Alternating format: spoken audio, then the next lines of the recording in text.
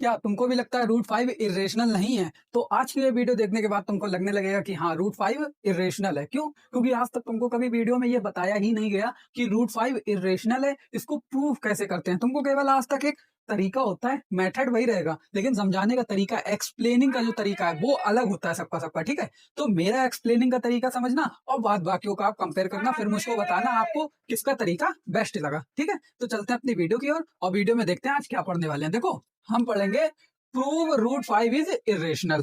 ठीक है, अब मैं तुमको बता दूं रेशनल। पहले देखो, सवाल करने से पहले तुमको तीन चीजें पता होनी जरूरी है। ठीक है, क्यों? क्योंकि जब सवाल करेंगे तो वो तीन चीजों से ही पूरा सवाल होगा। अगर तुम अभी क्लियर कर लेते हो तो तुमको आगे दिक्कत नहीं होगी। ओके, तो अभी क्लियर कर लेते हो, तुमको बता देते। देखो, रेशनल नंबर और इरेशनल नंबर क्या होते हैं ये मैं बता दूं। रेशनल नंबर वो होते हैं, यहाँ पे मैं लिख देता हूँ रेशनल नंबर। अब देखो, रेशनल नंबर वो होते हैं जिनको हम लोग पी बटे क्यू की फॉर्म में लिख सके। पी बटे क्यू की फॉर्म में लिख सके मतलब जैसे देखो 4/6 पी अपॉन क्यू की फॉर्म में है, ऊपर और नीचे, मतलब डेनोमिनेटर की जो फॉर्म में हो, जो अपॉन की फॉर्म में हो, जो बटे की फॉर्म में हो, उसको हम लोग रेशनल कहते हैं। ठीक, अब यहाँ पे मैं लिख दूं 5, तो ये रेशनल है, बताओ। अब एक बच्चा बोलेगा नहीं ये अपॉन में नहीं है, तो उसको मैं कहूंगा ओके, तुमको नहीं पता था, आज तक किसी ने नहीं बताया, मैं बताता हूँ। 5 के नीचे जो है, अब किसी नंबर के नीचे, इतना तो तुम जानते हो, क्लास 10th में हो। ठीक है, 5 के नीचे 1 होगा।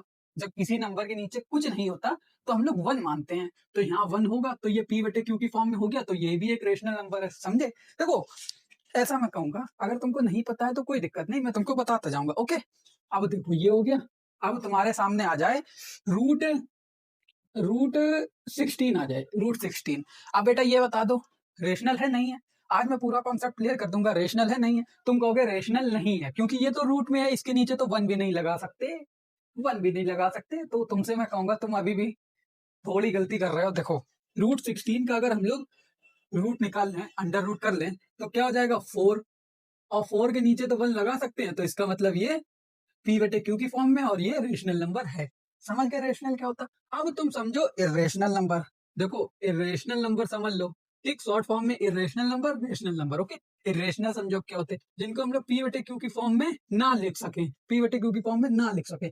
अब मैं तुमको बताऊं, जैसे कोई पॉइंट में आ जाए, पॉइंट में आ जाए, ठीक, मेन मेन चीजें बता रहा, पॉइंट में आ जाए, जैसे 1.76, 1.76।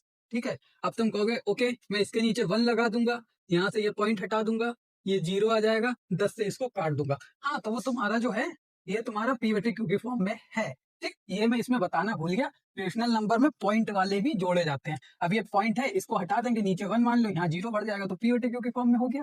ठीक, तो ये रेशनल ही है। हाँ, मैंने बताया नहीं है, समझ लेना। ओके, इरेशनल क्या होते हैं? देखो, जैसे मैंने लिख दिया रूट, रूट, बताओ बेटा क्या लिखा रूट, रूट में मैंने लिख दिया 23। अब बताओ ये इरेशनल है? इरेशनल है? इरेशनल है। क्यों है? क्योंकि देखो रूट 23 जो है, इसका अगर तुम अंडर रूट करोगे तो कुछ नहीं आएगा। इसका अगर तुम स्क्वायर रूट कर लो, स्क्वायर रूट कर लो, तो कुछ नहीं आएगा। क्यों? क्योंकि 23 की जो वैल्यू है वो मतलब निकलेगी नहीं। ठीक है, निकल आती है, लेकिन हम लोगों को अभी के लिए नहीं करनी है। ठीक है, यहाँ पे तुम समझो इसकी वैल्यू नहीं निकलेगी, ये होल नंबर नहीं बन पाएगा, इसलिए ये इरेशनल नंबर है। ओके, ये हमारा इरेशनल नंबर है। बस इतना ही समझो, रेशनल और इरेशनल में। इससे ज्यादा समझोगे तो फिर थोड़ा ओवर कंफ्यूजिंग हो जाएगा। ओके, रेशनल इरेशनल समझ लिया। अब समझो तुम coprime number, coprime number, coprime number क्या होता है भाई? कोप्राइम नंबर बता दूं, देखो अब तुम्हारे सामने मैंने लिखा 5 और 9, ये कैसे नंबर हैं? ये हमारे को प्राइम नंबर हैं, सीपी लिख दिया को प्राइम को। ठीक, ये हमारे को प्राइम नंबर। क्यों? देखो, अगर तुम 5 और 9 देखोगे तो इनका जो कॉमन फैक्टर है वो 1 है, या कह सकते हो इनका एचसीएफ जो है वो 1 है। तो को प्राइम वो होते हैं जिनका एचसीएफ, जिन नंबर का एचसीएफ 1 हो, या उनका कॉमन फैक्टर जो है वो 1 हो। ठीक, ये समझो, कॉमन फैक्टर जो है वो 1 हो। अब देखो को प्राइम का दिया, अब मैं तुमको एक ऐसा देता हूँ जो को प्राइम ना हो। देखो, जैसे मैं तुमको बता दूं 6 एंड 12, 6 एंड 12। अब तुम इनका करोगे तो देखो 6 का करा 2 3 जा 6, 3 1 जा 3, 12 का करा 2 6 जा 12, 2 3 जा 6, और 3 1 जा 3। अब इसमें अगर तुम एचसीएफ करोगे तो इसमें भी 2 है, इसमें भी 2 है, इसमें भी 3, इसमें भी 3। ठीक, तो यहाँ से 2 इंटू 3 ले लो, 2 इंटू 3, तो एचसीएफ क्या हो गया 6। तो इन दोनों का कॉमन फैक्टर क्या है? 6। कॉमन फैक्टर तो इनके 2 और 3 है, ये है 2 एंड 3 और इसका HCF जो है वो 6 है, तो ये हमारा को प्राइम नंबर नहीं है। को प्राइम नंबर वो होते हैं जिनका HCF 1 हो, कॉमन फैक्टर 1 हो, मतलब ऐसे नंबर का पेयर जो किसी टेबल से ना कटे, केवल और केवल 1 से कटे। अब देखो 5 और 9 है, ये केवल 1 से दोनों डिवाइड हो सकते ना, और ऐसी कोई नंबर ही नहीं है जिससे ये दोनों हो जाएं। एक भले ही हो जाएगा, दोनों नहीं होंगे, समझे? 3 से 9 हो जाएगा, 5 से 5 हो जाएगा, लेकिन दोनों एक नंबर से हो ये पॉसिबल नहीं है। ये केवल 1 के पास है, 1 के पास ऐसी पावर है जो दोनों को डिवाइड कर दे। ठीक, अब देखो ये हमारा को प्राइम हो गया। ठीक, ये हमारा को प्राइम हो गया, ये तो समझ गए। एक और तुमको मैं बता दूं को प्राइम है। अब देखो मैंने लिख दिया 13 और 17, ये को प्राइम है, बताओ। हाँ है, क्यों? क्योंकि ये भी 1 से दोनों डिवाइड होंगे और किसी से नहीं होंगे, देखते ही समझ जाते हो ना। ऐसे दो नंबर, मतलब ये समझो, विषम नंबर जानते हो? विषम नंबर जानते हो? नहीं जानते? चलो भाई, देखो विषम नंबर में जो दोनों हो जाएं वही तुम्हारे को प्राइम होते हैं, सीधी सी बात। अब तुम विषम नहीं जानते तो भाई मैं क्या करूं, हिंदी में कह रहा हूं मैं विषम नंबर, ठीक है? इंग्लिश में कहते हैं हाँ, इवन और ऑड, हाँ, सम और इवन, ये ऐसी कुछ कहते हैं। ठीक, तो ये तुम्हारे हो गए को प्राइम, ये इरेशनल, ये रेशनल। इतनी बात समझ गए? एक और कॉन्सेप्ट है वो और समझ लो, फिर सवाल तुरंत लग जाएगा। कैसे? अब तुम समझना, अब तुम समझना यहाँ पे। अब मान लो मेरे पास 4 है, नीचे लिखा है 4, ऊपर 4 लिखा है। अब यहाँ पे अगर मैं 4 का स्क्वायर कर दूं, तो अब तुम देखना, देखो अगर मैं स्क्वायर कर दूं तो कितना आ जाएगा? 16, 4 का स्क्वायर 16/4। अब तुम देख रहे हो ये 4 जो है 16 को काट रहा है, 16 को काट रहा है कितनी बार में? 4 बार में। यहाँ पे कितनी बार काट रहा है ये मायने नहीं रखता, ठीक है? यहाँ पे ये देखो 4 जो है वो 16 को 4 बार डिवाइड कर रहा है, ठीक, 4 टाइम्स डिवाइड कर रहा है। अब तुम इतना समझना, अगर ये 4 टाइम्स डिवाइड कर रहा है तो अगर हम लोग इस 16 का अंडर रूट कर लें, अंडर रूट कर लें, अंडर रूट करोगे तो क्या आ जाएगा? अंडर रूट करोगे तो आ जाएगा 4, अंडर रूट करोगे आ जाएगा 4। यहाँ पे ये हटा लो पहले, फिर तुम्हें अच्छे से समझ में आएगा, 4 आ जाएगा। अब तुम देख रहे 4 जो है वो भी 4 से डिविजिबल है, डिविजिबल है। तो इससे तुम्हें क्या पता लग रहा है कि अगर किसी नंबर का स्क्वायर, मान लो ये तुम्हारा 4 था, इसका स्क्वायर 16 होता है, वो अगर डिवाइड हो रहा है जिस नंबर से, तो उसका अंडर रूट भी डिवाइड होगा उस नंबर से। एक और एग्जांपल समझो, नहीं समझ में आया, देखो 25 है, ये नीचे 5 से डिवाइड हो जाएगा, ठीक। अब 25 का अंडर रूट कर लो तो हो जाएगा 5, 5 भी जो है वो 5 से डिवाइड हो जाएगा। तो इससे तुमको क्या पता लग रहा है? इससे तुमको क्या पता लग रहा है कि मतलब हम लोग अगर कोई स्क्वायर, मतलब कोई नंबर है, वो जिस नंबर से कट रहा है उसका अंडर रूट भी उस नंबर से डिविजिबल होगा। समझ में आया? नहीं आया? समझो, एक बार और बता दूं, अभी भी नहीं समझ में आया तुम्हारे। कहने का मतलब ये है, ये 5 जो है, अगर ये मान लो कोई भी एक नंबर है, कोई भी एक नंबर अगर किसी नंबर को डिवाइड करता है, तो उसके अंडर रूट को, मतलब ये 25 को ये 5 कर रहा है, तो 25 का जो अंडर रूट है ना वो 5 होगा, तो 5 को भी वो नंबर डिवाइड करेगा। मतलब ये जो नंबर है हमारा, ये वाला अगर इसे करता है तो इसके अंडर रूट को भी करेगा। नहीं समझ में आया भाई? यार क्या बताऊं, मतलब परेशान हो गया। अब तो मैं कैसे समझाऊं, मतलब तुम एक बात ये समझ लो, सीधी सीधी, अगर अभी भी नहीं समझ में आई तो तुम रट लो। देखो समझाने से अगर कोई ना समझे तो उसे रटवा दो, ठीक है? अब तुम समझोगे नहीं, 3 बार मैं बता चुका। जब कोई नंबर किसी को डिवाइड करता है तो उसके अंडर रूट को भी, मान लो, जब कोई नंबर, मैं बोल रहा हूं और जो बता रहा हूं वो समझते रहना, जब कोई नंबर किसी नंबर को डिवाइड करता है तो उसके अंडर रूट को भी वो नंबर डिवाइड करेगा।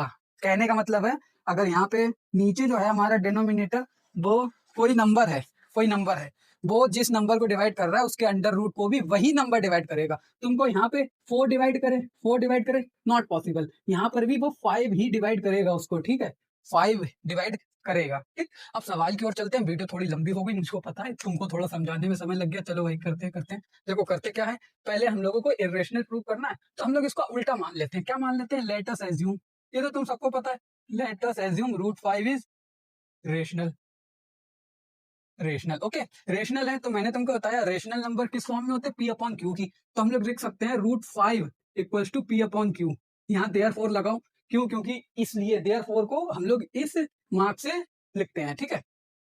अब इनका आपस में क्रॉस मल्टीप्लाई करो, रूट 5 का क्यू से करो तो हो जाएगा root 5 q equals to p जो है, पी इसके नीचे कुछ नहीं, 1 है, 1 से पी का करा तो पी हो गया, ठीक। यहाँ पे एक बात छोटी सी ये और समझ लो, ये जो हमारा पी और क्यू है, ये पी एंड क्यू आर को प्राइम, ये को प्राइम नंबर है। कैसे? को प्राइम है, को प्राइम नंबर है, ये आगे चल के पता लगेगा। अभी इतना समझ लो ये को प्राइम है, ठीक। अब हम लोग क्या करेंगे, दोनों तरफ स्क्वायर करेंगे, क्योंकि हमको ये अंडर रूट हटाना है, इसलिए हम लोग स्क्वायर करेंगे। ये भी कोई नहीं बताता स्क्वायर क्यों हो रहा है, स्क्वायर क्यों हो रहा है, स्क्वायर इसलिए हो रहा है जब जब हम लोग को अंडर रूट हटाना है, स्क्वायर करेंगे तो स्क्वायरिंग बोथ साइड, और दोनों तरफ करेंगे। तुमको एक ही तरफ करने नहीं, दोनों तरफ करेंगे, ठीक। स्क्वायरिंग बोथ साइड, यहाँ स्क्वायर करोगे, √5 का स्क्वायर क्या हो गया, √5 का स्क्वायर क्या हो गया, तुम बताओ। √5 का √5 से करवा देंगे तो तुम कहोगे आ जाएगा √25, यही तो कहोगे। √25 की वैल्यू क्या होती है, 5। तो हम लोग 5 भी तो लिख सकते हैं, हाँ लिख सकते हैं, तो हम लोग लिखेंगे 5, और क्यू का स्क्वायर हो गया q square, equals to p का स्क्वायर हो गया पी स्क्वायर। समझ में आया नहीं आया, जल्दी बताओ। ओके, ये हटा दे रहे हैं यहाँ से। ओके, ये ये 5 जो है मल्टीप्लाई में क्यू स्क्वायर के संग, इसको इधर ले जाएंगे तो हो जाएगा q square equals to p square upon 5। ये हो गया, ओके, ये हो गया। अब तुम क्या करो, बहुत सिंपल सी चीज, यहाँ देखो 5 जो है वो पी स्क्वायर को डिवाइड कर रहा है। अब तुम कहोगे क्यों कर रहा है, अच्छा एक बात बताओ, 16/4 लिख दें तो यहाँ पे कौन किसको डिवाइड कर रहा है, 16 डिवाइड कर रहा है 4 को, कि 4 डिवाइड कर रहा है 16 को, 4 ही तो डिवाइड कर रहा है 16 को। मतलब डिनोमिनेटर में जो नंबर होता है ना, वही ऊपर न्यूमरेटर वाले नंबर को डिवाइड करता है। तो ये 5 जो है पी स्क्वायर को डिवाइड कर रहा है, हम लोग लिखेंगे 5 divide P square, P square. अब यहाँ पे समझो, मैंने यहाँ समझाया था ना, अगर ये 5 जो है पी स्क्वायर को डिवाइड कर रहा है, मतलब किसी नंबर के स्क्वायर को डिवाइड कर रहा है, तो उस नंबर को भी करेगा। कहने का मतलब है, कहने का मतलब है, यहाँ पे अगर ये 4 16 को कर रहा है, ये 4 का स्क्वायर है, तो 4 को भी तो वो करेगा ना, करेगा ना। हाँ तो बस वही बात यहाँ पे हो जाएगी। तो 5 ऑल्सो डिवाइड द पी, यहाँ अगर रटना हो तो ये रट लो कि पी स्क्वायर को कर रहा तो पी को भी करेगा। पीछे का कॉन्सेप्ट नहीं समझ में आया तो रट लो, इतना ज्यादा इंपॉर्टेंट नहीं है। ओके, पी स्क्वायर को कर रहा तो पी को भी करेगा, इतना समझ लो, ठीक, पी को भी करेगा। ये हमने मान ली equation first, equation first, equation first मान ली, चलो मान लिया। अब देखो P, अब हम लोग क्या करेंगे, P/5 करेंगे। क्यों? क्योंकि हम लोगों ने यहाँ लिखा है ना 5 ऑल्सो डिवाइड्स P, तो P को भी करेगा, तो हम लोगों ने P/5 कर दिया।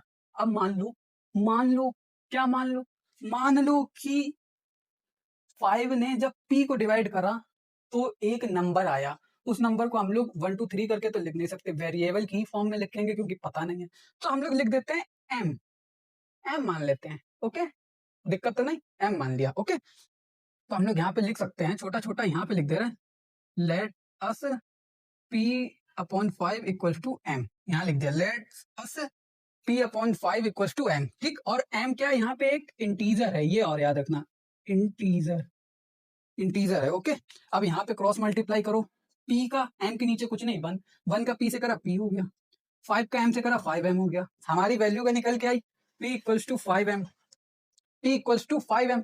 अब ये वैल्यू जो है हमारी, हम लोग इक्वेशन 1 में पुट करेंगे, पुट वैल्यू यहाँ लिखते हैं, पुट वैल्यू, किसकी वैल्यू, P की value, put value P equation first. चलो रखते हैं भाई, क्या हो जाएगा, q square equals to P की जगह रखा 5M, 5M और स्क्वायर है, स्क्वायर लगा दिया 1/5, क्यू स्क्वायर इक्वल्स टू अब बहुत से बच्चे क्या करते हैं, यहीं पे 5 से 5 को काट देते हैं। अरे वो लू, पहले स्क्वायर तो कर लो, पहले नंबर को पूरा तो कर लो तभी तो करोगे। हाँ तो 5 का स्क्वायर करोगे 25, M का करोगे M स्क्वायर अपॉन 5, 5 से 25 गया 5 बार हो गया, q square equals to 5M square. अब तुम यहाँ पे देखो ये 5 जो है मल्टीप्लाई में इधर आ जाएगा, डिवाइड में हो जाएगा, तो लिखेंगे q square upon 5 equals to M square, लिखा। ओके, अब 5 जो है वो क्यू स्क्वायर को डिवाइड कर रहा है, 5 divides Q square, 5 also divides Q, अभी पीछे ही समझा चुका हूँ, ठीक। क्यू स्क्वायर को कर रहा तो क्यू को भी करेगा, समझा चुके हैं, ठीक है। नहीं समझ में आया इतना रट लो कि स्क्वायर को करता है तो वो नंबर को भी करेगा, समझ गए। अब आगे आ जाओ, अब क्या करेंगे, अब हम लोग दोबारा मान लेंगे, दोबारा मान लेंगे। देखो हम लोगों को यहाँ पे पी और क्यू की वैल्यू लानी है और उसको फिर पुट करके रखना है, पुट करके रखना है, सो हम लोगों को पता लग जाएगा कि क्या मामला था, ठीक।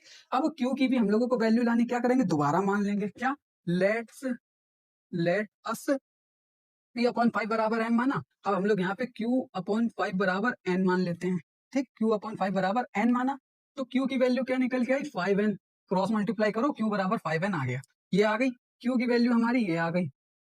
अब बहुत सिंपल सी बात है, समझना।